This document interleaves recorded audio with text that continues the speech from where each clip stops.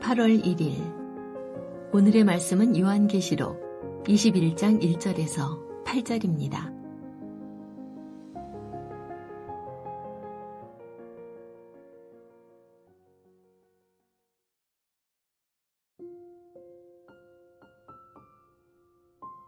또 내가 새 하늘과 새 땅을 보니 처음 하늘과 처음 땅이 없어졌고 바다도 다시 있지 않더라.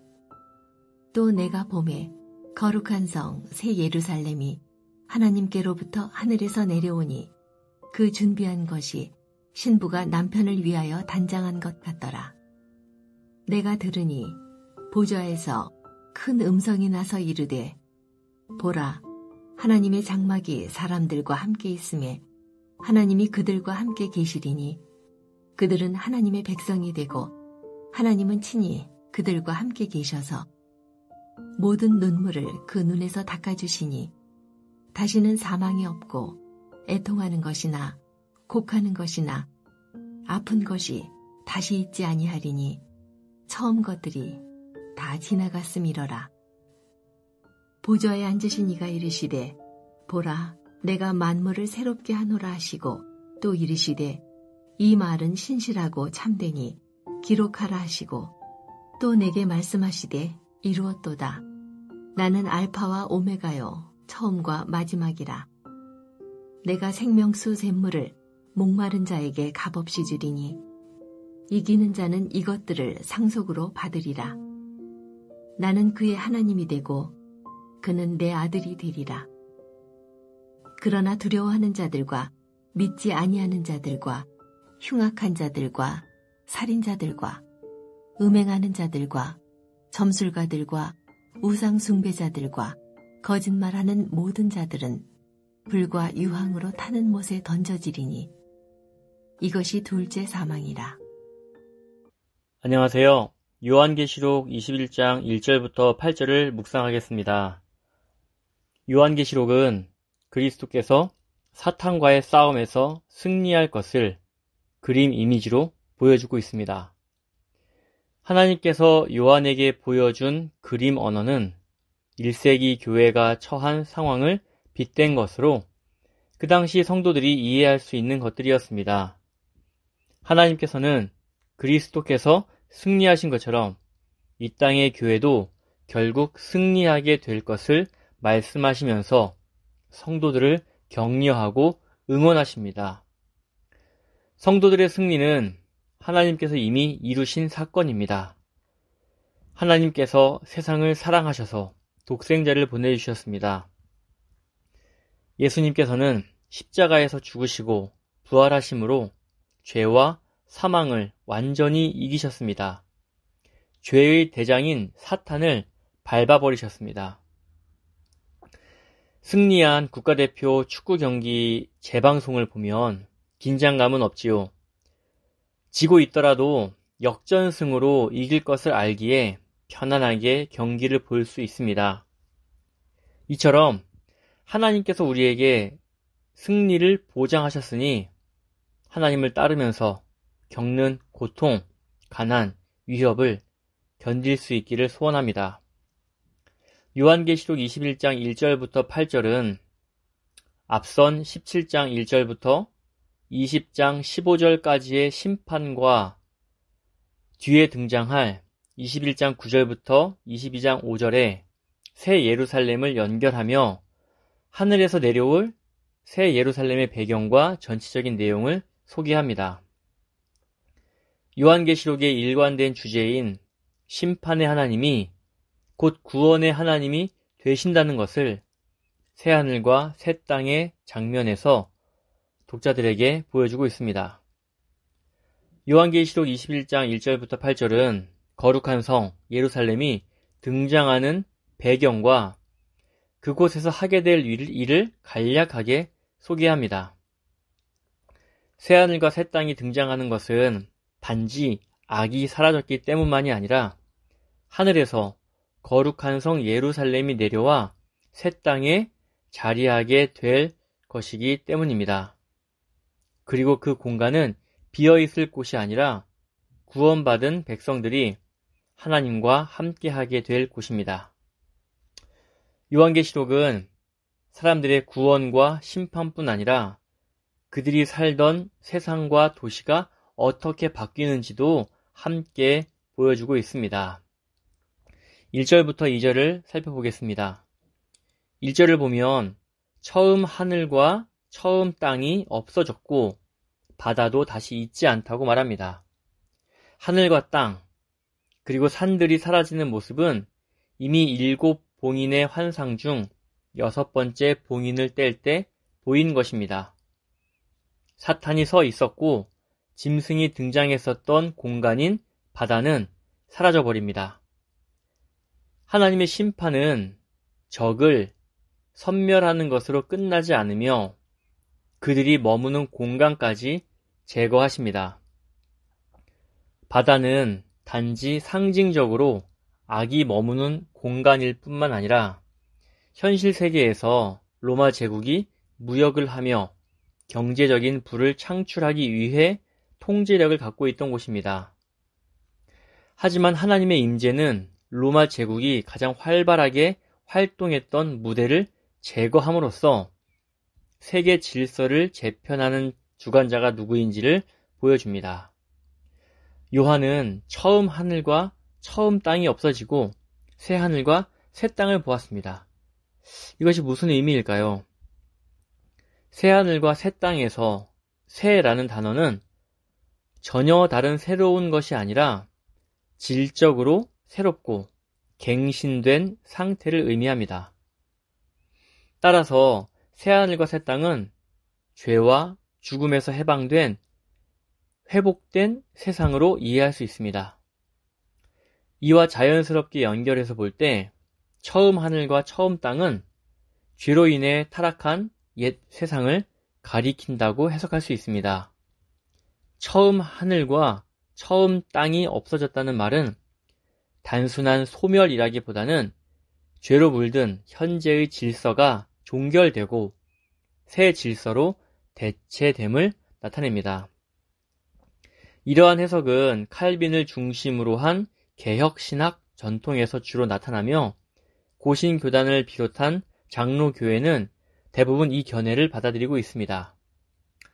반면 요한계시록을 문자적으로 해석하려는 입장도 있는데 이들은 현재의 우주가 완전히 사라지고 전혀 새로운 창조 세계가 등장한다고 봅니다.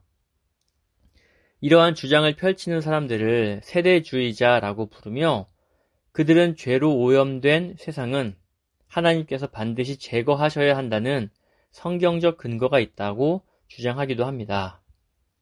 중요한 것은 하나님께서 죄와 죽음에서 해방된, 회복된 세상으로 바꾸시고 그곳에서 신자들과 함께 하신다는 사실입니다. 2절입니다. 요한은 거룩한 성 예루살렘이 하늘에서 내려오는 것을 보았습니다. 거룩한 성 예루살렘은 폭력과 거짓으로 특징되는 큰 도시 바벨론과 반대되는 도시입니다. 예루살렘을 거룩한 성으로 묘사한 것이 특징입니다. 거룩함은 단순하게 악이 없음을 의미하는 것이 아니라 하나님의 가장 기본적인 속성으로서 하나님의 임재가 있는 공간이 생기게 된다는 것을 의미합니다. 예루살렘을 거룩한 도시라고 부름으로써 교회와 성도들이 어떤 존재임을 간접적으로 보여줍니다. 교회는 부유한 공동체 또는 문화적으로 잘 적응한 공동체가 아니라 구별된 공동체입니다. 성도 여러분, 교회는 이처럼 하나님을 믿고 그분의 말씀대로 살아가는 특별한 무리입니다. 세상과는 다른 기준과 목적을 가지고 살아가는 사람들입니다. 우리가 누구인지를 분명히 하면 무엇을 따르며 살아야 할지가 선명해집니다. 요한은 새 예루살렘을 신부로 단장한 모습이라고 표현하고 있습니다. 신부는 곧 교회를 상징하지요. 새 예루살렘은 장소라기보다는 하나님의 백성인 교회 공동체를 상징한다고 볼 수 있습니다. 그리고 새 예루살렘은 하나님께로부터 하늘에서 땅으로 내려옵니다. 하나님께서 은혜로 내려보내시는 선물입니다. 우리는 이 장면에서 하늘과 땅의 분리가 사라지고 하나님이 직접 통치하시는 세상을, 하나님과 사람들이 함께 어우러지는 그런 세상을 상상할 수 있습니다. 이어서 3절부터 5절을 보겠습니다.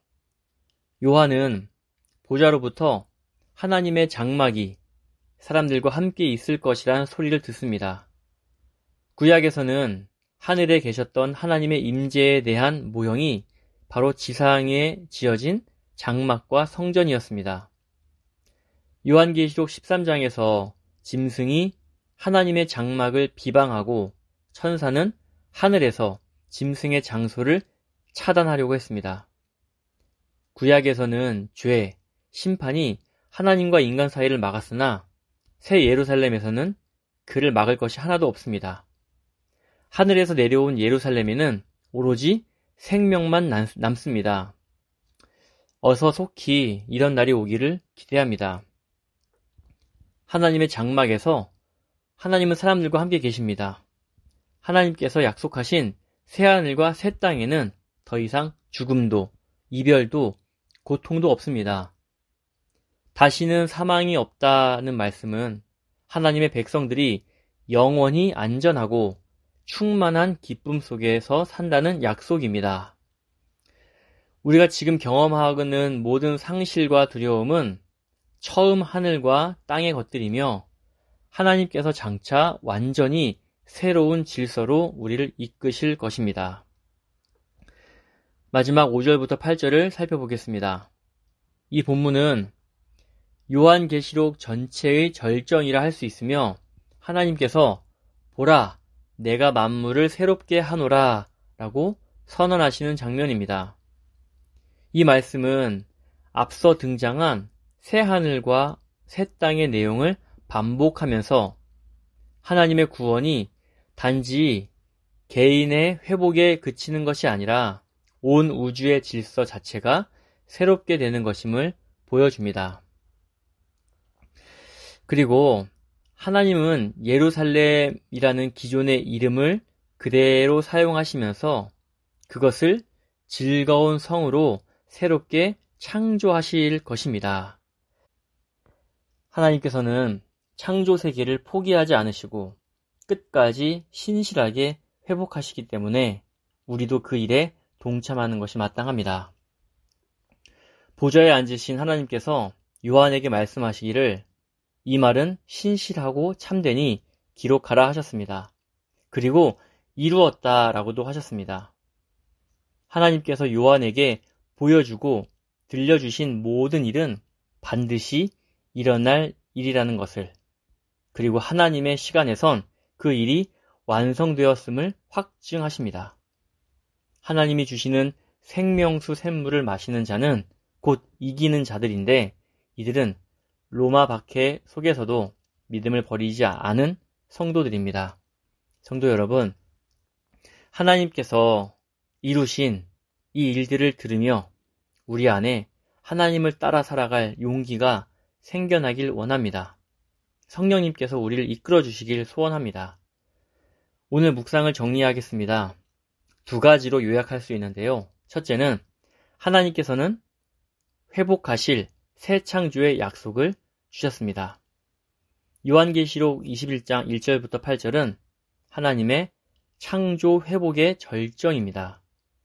새하늘과 새 땅은 완전히 새로운 세계라기보다 죄와 죽음에서 정화된 질적으로 새로운 세상을 의미합니다.